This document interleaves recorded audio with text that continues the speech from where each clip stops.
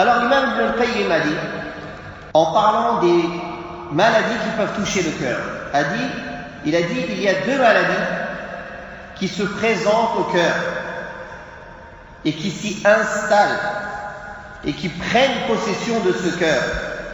Si elles arrivent à prendre possession de ce cœur, elles sont la cause de sa perte. Et ces deux maladies sont la source de tout le mal. N'est-ce pas que ces deux maladies sont les maladies des ambiguïtés et les maladies des désirs et des passions? Allah Ta'ala a cité ces deux maladies dans son livre. Concernant la maladie de l'ignorance et des ambiguïtés, et c'est celle qui est la plus meurtrière pour les cœurs.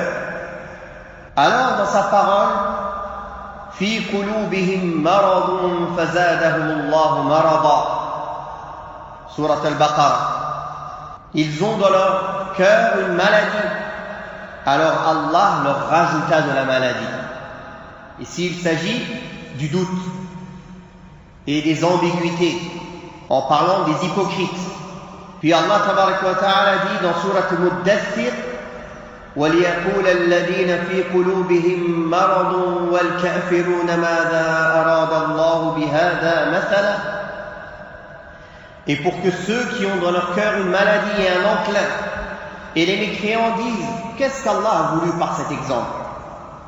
Puis Allah tabarak wa ta'ala a dit dans Surat al-Hajj, لِيَجْعَلَ مَا يُلْقِي الشَّيْطَانُ فِتْنَةً لِلَّذِينَ فِي قُلُوبِهِم مَّرَضٌ وَالْقَاسِيَةِ قُلُوبُهُمْ, afin de faire de ce que le diable jette une tentation pour ceux qui ont un enclin et une maladie dans le cœur, ainsi que pour ceux qui ont leur cœur dur.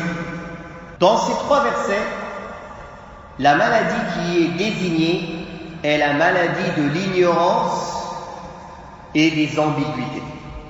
Concernant la maladie des désirs et des passions, Allah tabaraka wa ta'ala a dit dans Surat al-Ahzab, Ya nisaa an-nabiy lastunna ka'ahadin min an-nisaa in ittaqaytunna fala takhda'na bil qawl fayatma'a alladhi fi qalbihi marad.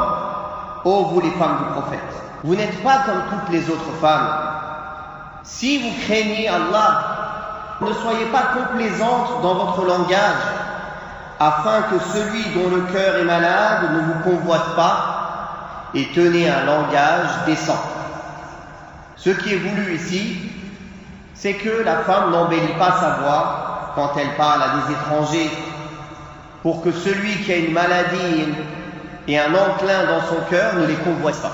C'est pour cela que les savants ont dit que la femme, quand elle parle à un étranger, elle durcit sa voix, elle va à l'essentiel et elle n'embellit pas son langage. Elle n'est pas complaisante dans son langage.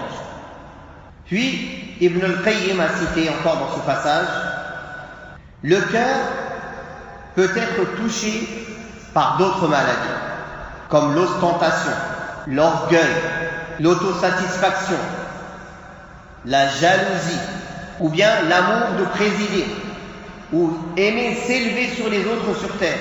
Il a dit cette dernière maladie, elle est composée d'une maladie liée à la passion et aussi liée à l'ignorance et aux ambiguïtés. Car la personne, il faut absolument qu'il ait une mauvaise conception de lui-même, qu'il croit qu'il est quelqu'un d'important pour vouloir s'élever sur les autres sur terre. Donc cette mauvaise conception, c'est l'ambiguïté et l'ignorance. Et il faut aussi qu'il ait un objectif corrompu, qui est le fait qu'il aime que les gens lui donnent de l'importance. Alors toutes ces maladies, comme l'autosatisfaction, la vanité, la vantardise, l'orgueil, sont des maladies composées entre la maladie de l'ambiguïté et de l'ignorance et la maladie des désirs et des passions. Car la personne s'imagine avoir une certaine grandeur alors qu'il ne l'a pas, et en même temps il aime que les gens lui fassent des louanges et parlent de lui.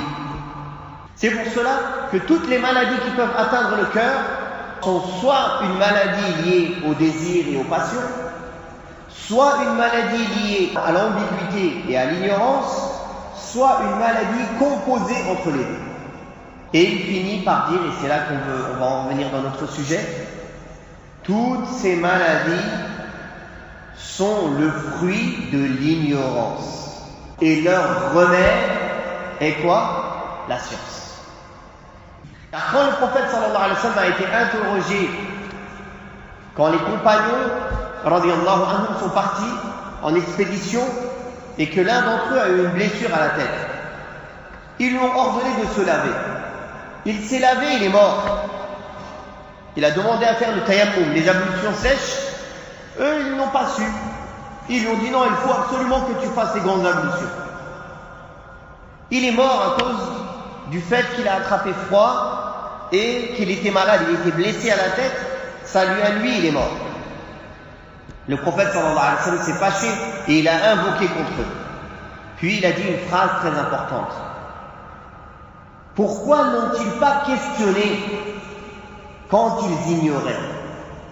Le remède de l'ignorance est la question. Donc, ces maladies qui touchent le cœur, elles sont plus meurtrières et plus dangereuses que les maladies qui touchent le corps. Car la maladie qui touche le corps, au pire des cas, elle va t'emmener où? À la mort. Mais la maladie qui touche le cœur, elle t'emmène où? À l'enfer. À une perte dans cette vie et à une perte dans l'au-delà. C'est pour ça qu'Allah tabaraka wa ta'ala a dit que le Coran était une guérison pour les poitrines.